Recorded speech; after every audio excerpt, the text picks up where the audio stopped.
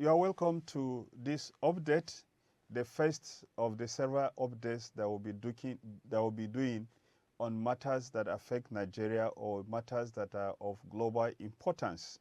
Today is the good and bad news for Nigeria. The fact that the Global Terror Index, as published by the Institute for Peace, has been produced. And the news is not very good for Nigeria, even though you can say that there has been some improvement. The 2025 report, which was issued early this month, that is last week, has shown that Nigeria has moved backward from the 8th position that it took between 2023 to 2024. It went back to the 6th position in 2025. Of course, you all recall that Nigeria has been performing very badly. In 2024, Nigeria was the 4th most terrorized country in the world. However, in 2015, 2016, 2017, 2018, 2019, and 2020, Nigeria was the 3rd most terrorized country in the world. As a matter of fact, in 2017, 2 of the 4 most deadly terrorist groups in the world were said to be of Nigerian origin. First, it was the Boko Haram, and then the Fulani headsmen, which has since been removed by the Institute from the categorization of terror groups in the world.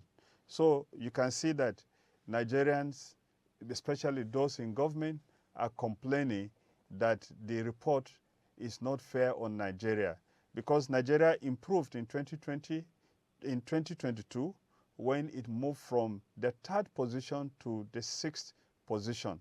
And now in 2023 and 2024, Nigeria moved down, further improved, I should say, to being the 8th most terrorized country in the world. But this year, 2025, Nigeria has reduced and has gone back to the 6th position, which it occupied in 2022. Of course, we can see from a lot of the press statements and the news statements, the news that we've had over the last few months, that terror activities have increased.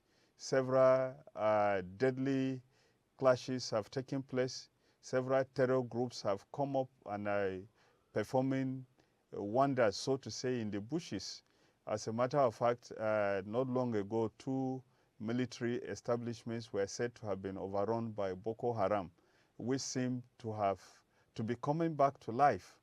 And people are beginning to wonder whether the coming back to life of Boko Haram and its intense activities are taking place are not related to the politics of 2027, when we'll have another presidential elections. First, it must be important to note that the increased terror activities by Boko Haram were the major factors that led to the collapse or the defeat of the PDP government in the 2015 elections.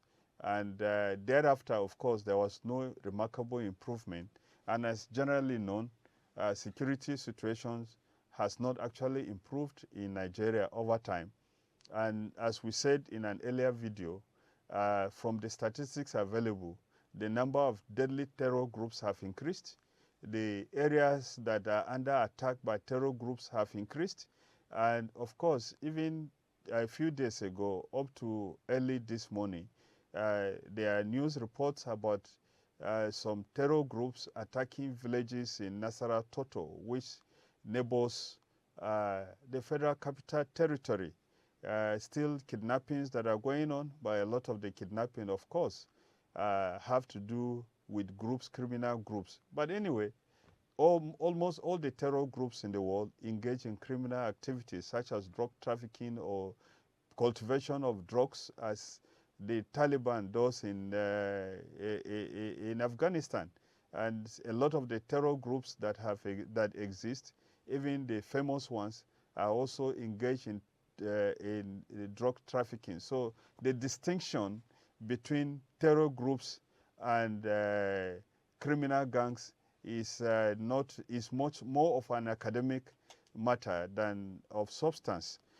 So that is the bad news for Nigeria, that as at today, terror activities appear to be increasing, and the world is noticing that Nigeria statistics, vital statistics on terror are not improving, they are nosediving.